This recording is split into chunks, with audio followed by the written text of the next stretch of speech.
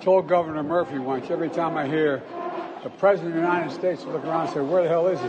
He's coming.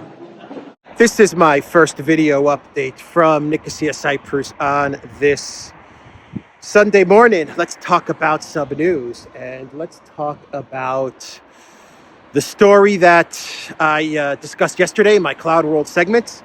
It has to do with the Estonian Prime Minister and some comments she made on the sidelines of the EU Leaders Summit a couple of days ago. And she made two statements. One statement was that Estonia, if they had fighter jets, they would give them all over to Ukraine. But they don't have fighter jets. But if they did, then they would give them over to Ukraine. And she's urging all EU member states to give over their weapons to Ukraine if they democratically choose to do so. That was pretty much what she said in the first part of her statement. I'm paraphrasing it a bit.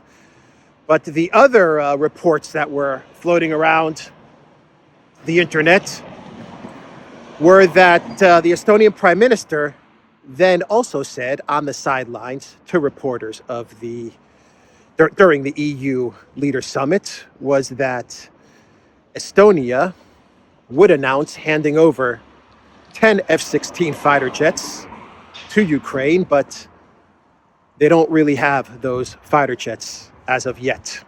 But they would hand over those 10 fighter jets if they had them. And she said it was a gesture, allegedly, she said this would be a gesture of goodwill, kind of, the thought that counts kind of thing. And once again, I'm paraphrasing. So you had two statements. The first statement was that Estonia would give all their weapons to Ukraine if they had weapons. And the second statement was that Estonia is ready to give 10 fighter jets, but they don't have those fighter jets just yet. So I did some digging on Saturday evening with regards to this story, like some heavy-duty digging, because that's what I do on a Saturday night. and what I could find out is that the first part of her statements, I'll say, is 99.9% accurate. I don't say 100% because when EU leaders give these statements on the sidelines of meetings, when any leader gives statements to reporters on the sidelines of meetings, it's hard to sometimes track down what they said and to get accurate quotes. But I think the first part of her statement is accurate. Estonia will give, if Estonia had weapons, we'd give them all over to Ukraine. The second part of her statement, I think, is not accurate. I think that was added in as parody to mock the Estonian Prime Minister. I'm not 100% on that. I would say 80 to 90% positive that the statement about the 10 fighter jets was added in as parody. But I'll leave like a 10% just in case she actually did say that, and someone does dig up a quote where she said that, because in today's world, leaders are saying all kinds of nutty stuff. So who knows? But I thought I would clarify the statements from the clown world yesterday. Now talking about crazy statements. As I was ready to crash yesterday evening, I saw in my Twitter feed a post which said that Justin Trudeau, the Canadian Prime Minister, called up Biden to shoot down an unidentified object over Canada. He called Biden to get the U.S. military to shoot it down. And this, I thought, was a joke. This, I said, okay, this is without a doubt, someone is trolling. This is parody, no doubt about it. And so I kind of laughed. I laughed it off, and I went to sleep. I woke up this morning, and sure enough, this is not a joke. This is real. And let me just read you what the Associated Press, so this is coming from the Associated Press, this is what they are reporting with another object over North America. Canadian Prime Minister Justin Trudeau said Saturday that on his order, a U.S. fighter jet shot down an unidentified object that was flying high over the Yukon, acting a day after the U.S. took similar action over Alaska. North American Aerospace Defense Command, the combined U.S.-Canada organization that provides shared defense of airspace over the two nations, detected the object flying at a high altitude Friday evening over Alaska. U.S. officials said it crossed into Canadian airspace on Saturday.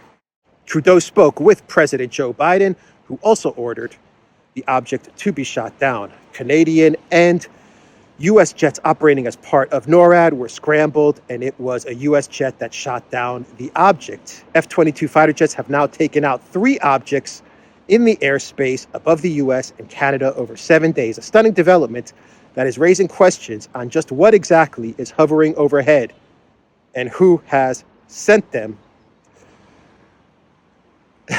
Trudeau described the object as unidentified. A NORAD spokesman, Major Olivier Gallant, said the military had determined what it was but would not reveal the details.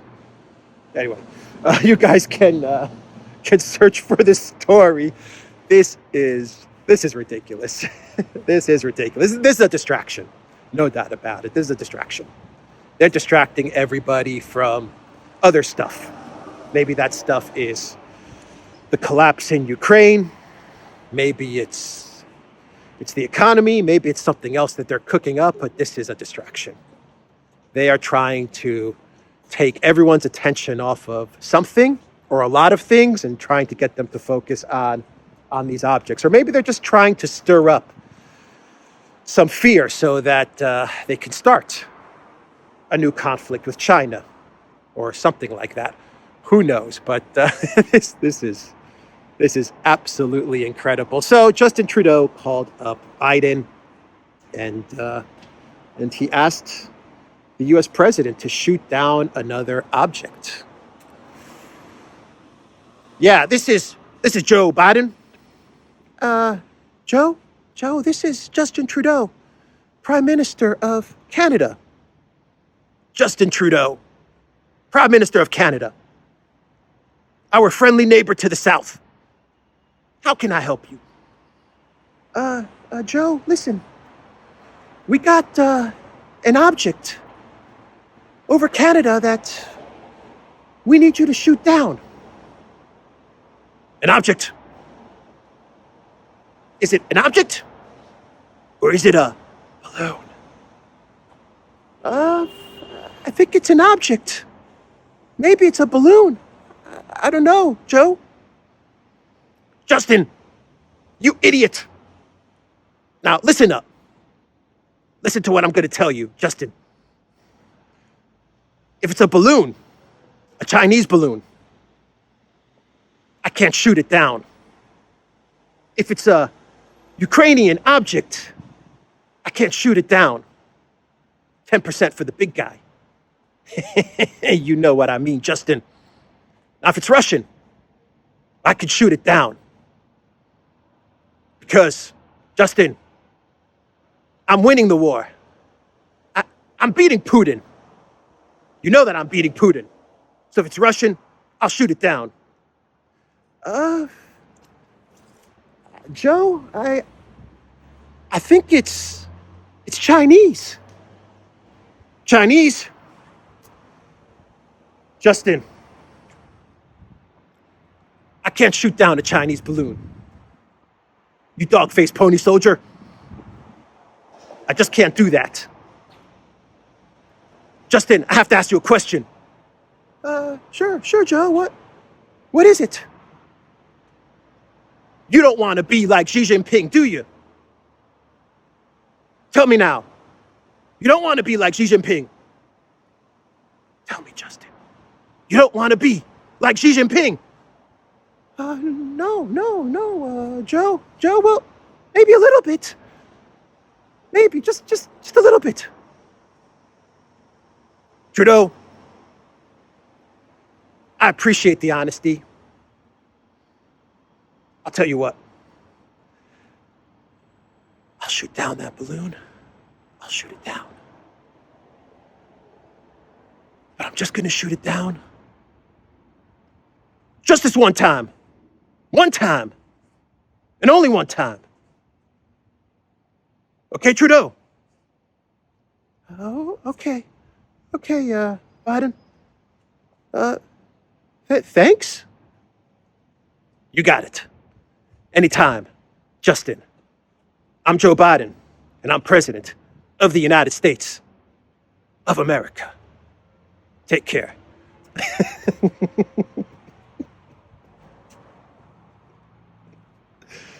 I don't know if that's a good Biden impersonation, but who knows? Let me know in the comments down below. I'm positive that's how the conversation went.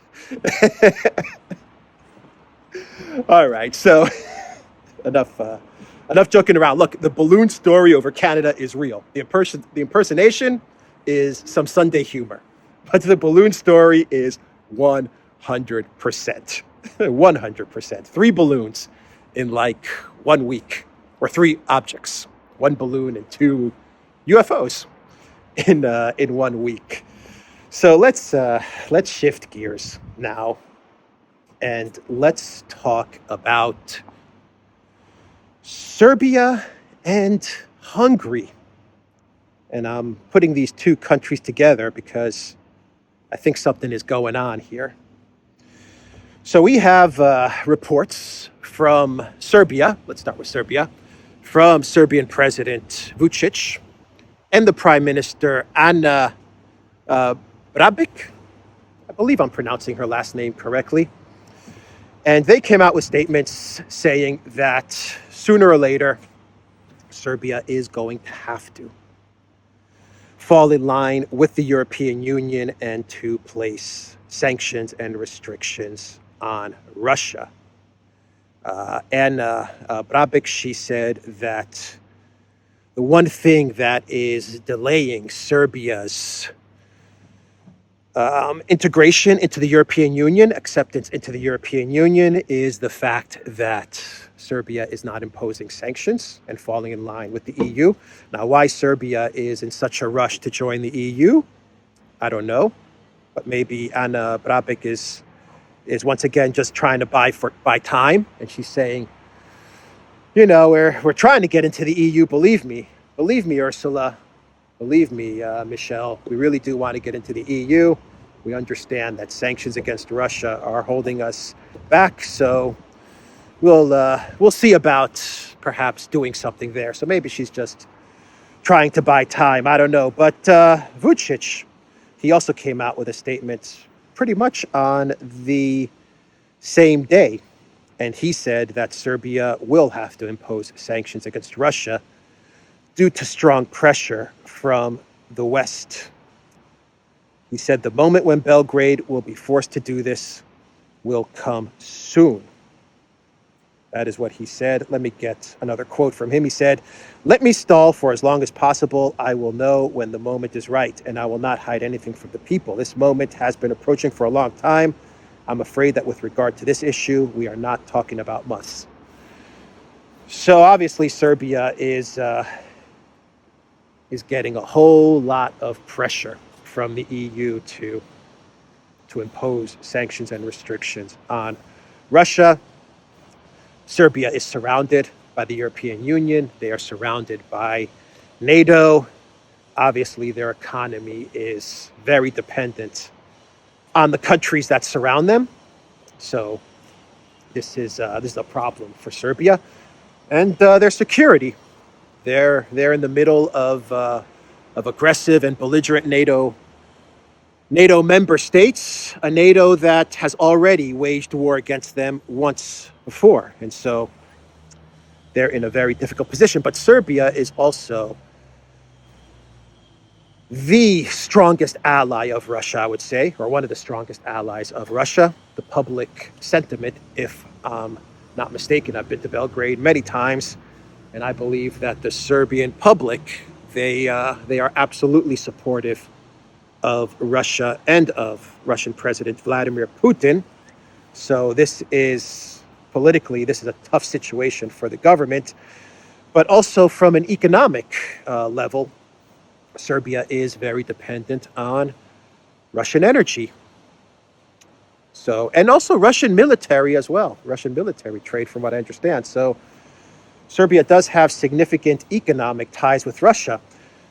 You also have a lot of Russian businesses in Serbia as well, and there's a lot of travel and interaction between the two countries. This is a very tough situation that Serbia is in, that the EU, that the collective West have kind of put them in, to be more honest, because if the collective West really did respect democracy and sovereignty of countries, they would not be forcing Serbia to do this, because Serbia is a sovereign nation and should be allowed to do as it wishes, and it is not part of the European Union, and so it shouldn't be forced to take sides.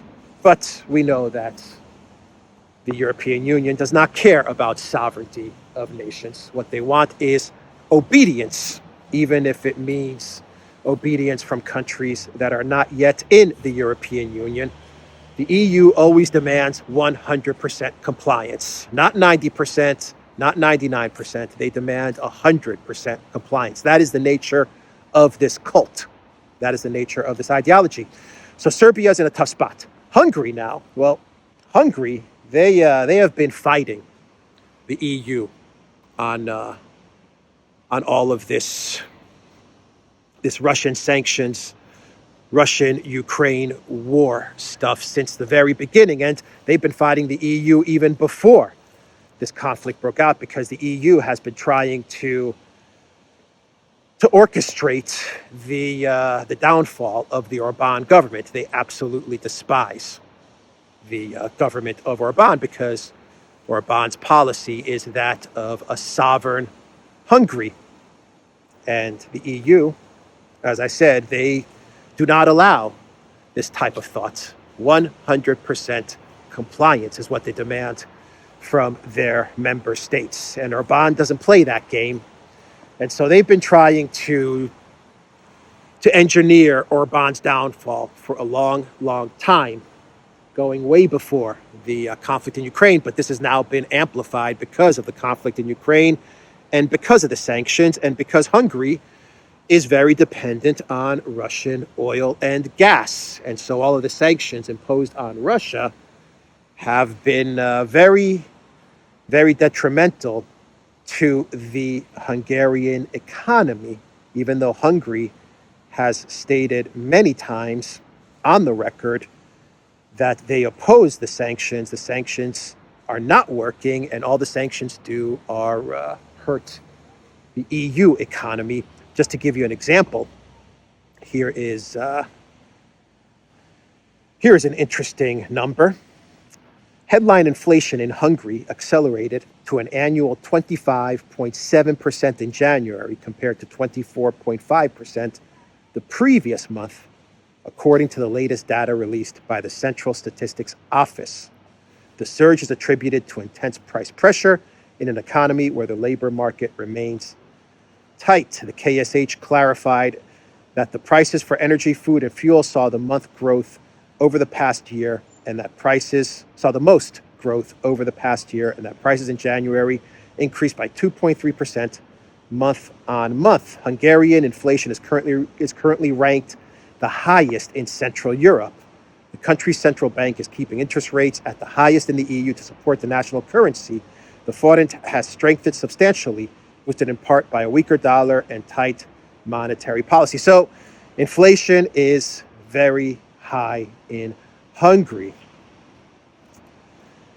And in Hungary right now, you have Samantha Power, who is, I believe she is now the chief of USAID. And USAID is one of these US globalist NGOs or it masquerades as an NGO And Samantha Power, she used to be the ambassador to the UN under the Obama administration. And she was one of the leading war hawks to launch conflicts in Syria, and I also believe in Libya as well. She is the person that coined the phrase, I believe she's the one responsible for the phrase humanitarian intervention. That's her philosophy, that's her idea.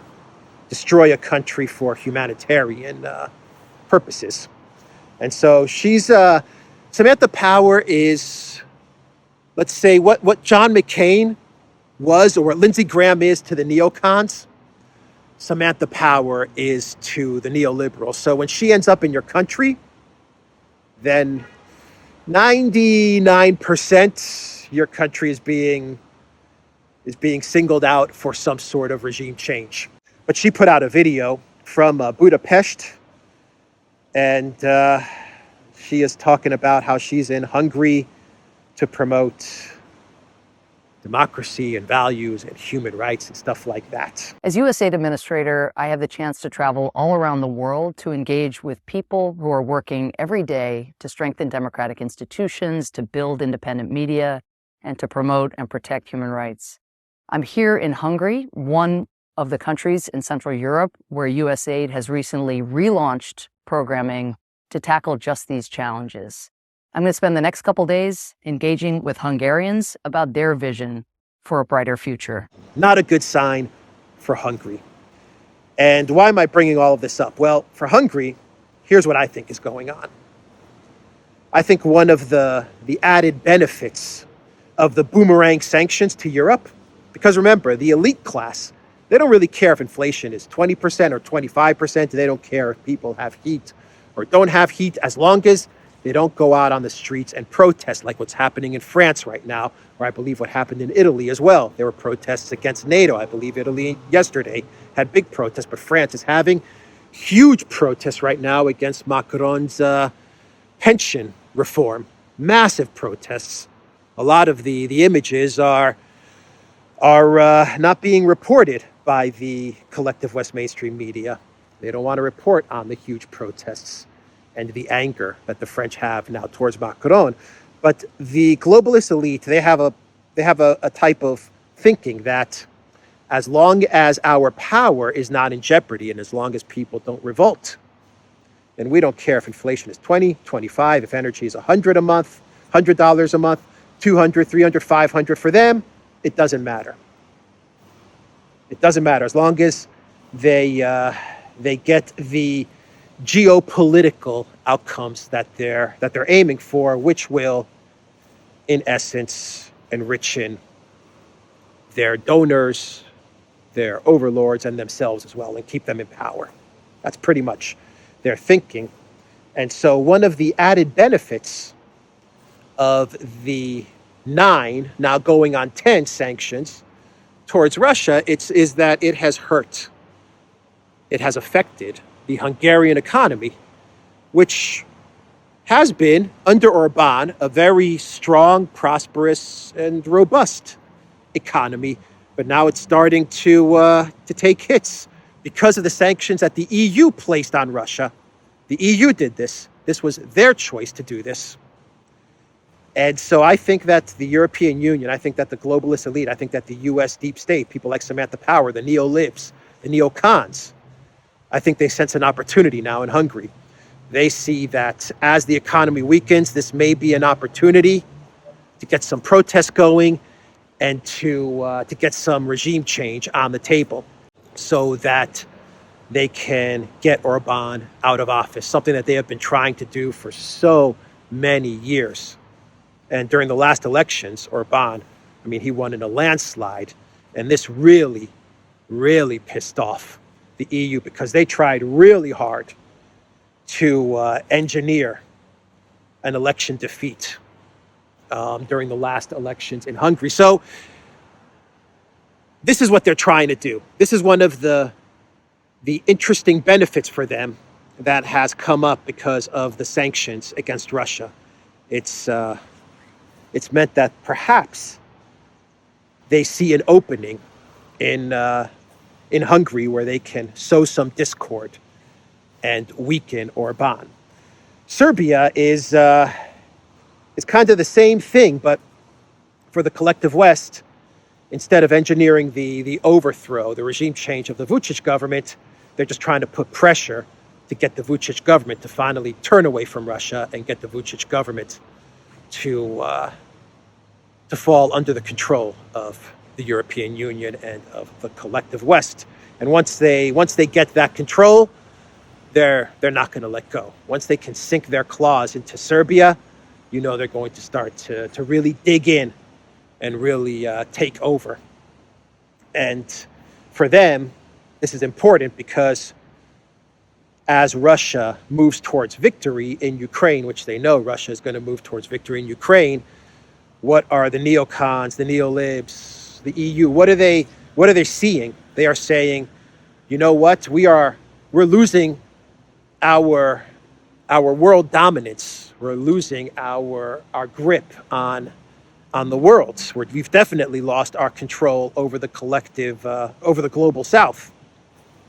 And what we have to do now is we have to make sure that we secure our dominance in Europe, in the Balkans, in Central Europe, and even in Turkey. That's why you have John Bolton with his regime change group.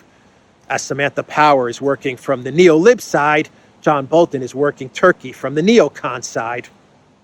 And so they're saying, you know what, we have to make sure that before Russia wins in Ukraine, which could unlock the potential for Serbia and Hungary if Russia were to push all the way to the borders of Ukraine and Hungary, it could unlock a different potential for Hungary and Serbia with regards to access to the Black Sea via Russia, and all kinds of different possibilities could come up if that is what Russia accomplishes. But the EU and the US, they're taking a look at all the pieces on the board, and they're saying we gotta take Hungary, Serbia, and Turkey as well. We got to make sure that they're 100% under our control. Since we are talking about the EU and NATO, let's shift gears before we get to our clown world and talk about Zelensky and a meeting that he had that was organized by JP Morgan, an investment summit organized by JP Morgan. And in this summit, Zelensky said that he expects Ukraine to join the EU in 2 years and to join NATO after the end of the war. That is what Zelensky said during this summit. Possible? I don't know. Maybe, but doubtful. But this is what he told all of those investment bankers chomping at the bits to get their hands on Ukraine and Crimea, chomping at the bits to get their hands on these territories. That is what Zelensky assured them. The EU and NATO in a couple of years. Should we do a clown world on Zelensky to finish it off? And you thought my clown world was on Trudeau and the objects over Canada. We have a cover from Der Spiegel of Zelensky, an interview he gave to Der Spiegel. And the cover, one second, as the ambulance passes by over the wall here. And the cover of Der Spiegel, I'll put it up on the screen right now. It reads, quote, "Putin is a dragon who is always hungry." Putin is a dragon who is always hungry. No, Zelensky, the dragon is China. Russia's the bear. China's the dragon. Zelensky, come on, man. Come on, stop ad-libbing. Stop straying off the script. Putin, Russia. Russia is a bear that's always hungry. China is the dragon that's always hungry. That noise is this kind of fountain over here. So that's the clown world. I don't think I have any other stories to get to. Oh, I did want to talk about Baerbock's interview that she gave. This could be a second clown world. I almost forgot this story. So the German foreign minister, she gave an interview to a German publication, and this was all set up, by the way. This was all orchestrated so she could walk back her "we're fighting a war against Russia," and that's why they put together this interview. And she kind of says that she made a mistake, kind of, but not really. She doesn't want to take full responsibility. Anyway, let me read you this and I'll end the video. German Foreign Minister Annalena Baerbock has conceded that her controversial comment about Europe being at war with Russia, which she made last month before the European Council, was a mistake. The diplomat noted, however, that the general message itself, that the continent should unite in its support for Ukraine, still stands. In an interview with Der Tagesspiegel newspaper, which was published on Saturday, Baerbock was asked whether she thought Germany was at war with Russia. She replied in the negative, but added that by attacking Ukraine, Moscow was also attacking our European peace order, clarifying her previous remark in which she said Europe was fighting a war against Russia. The foreign minister claimed that context was key to understanding it correctly. Baerbock recounted how she had to parry accusations that Germany was not doing enough to shore up Ukraine at the time, with critics citing Berlin's refusal to provide Kiev with tanks. That's why I made it clear that we do support Ukraine in its self-defense, the diplomat explained. She added that she was also trying to communicate another point, that Moscow's offensive had targeted the whole security architecture of Europe and not merely its neighbor. According to Baerbock, her words had been deliberately misinterpreted by the Russian regime's propaganda. She concluded by quoting a German saying, "The one who doesn't make mistakes doesn't live." Okay, she kind of admits a mistake, but she doesn't. And she also then blames Russian propaganda as well. So not exactly the admission that she said something stupid, because she can't bring herself to admit that she said something stupid. But she's trying to walk it back because, from what I understand, everyone is very upset with Baerbock because she said the quiet part out loud, right? The whole narrative has been, we're giving all of these weapons to Ukraine. We're trying to destroy Russia, but we're not at war with Russia. We're using Ukraine as a proxy to destroy Russia, but we're not at war with Russia. That's been the narrative from day one from the collective West. And Baerbock, she said the quiet part out loud. She said what she said is what she was hearing others saying in closed door conversations. She's sitting in on all these conversations, and she's hearing Stoltenberg and Blinken and Nuland say, yeah, we're at war with Russia. And so she just kind of blurted that out, when really the narrative is between them inside of the closed rooms. They're saying, yeah, we're at war with Russia. We want to destroy Russia. We want regime change in Russia. But to the public, make sure you say we're not at war with Russia, because if we were to tell the public that we're fighting a proxy war against Russia, well, the collective West public would freak out. And they would perhaps stop supporting this proxy war. Or they would wake up to the fact that we're engaged in a proxy war, and they don't want that. So anyway, I'm going to end the video there. theduran.locals.com. We are on Rockfin as well. And go to the Duran shop, 10% off. Use the code GOODDAY. Take care.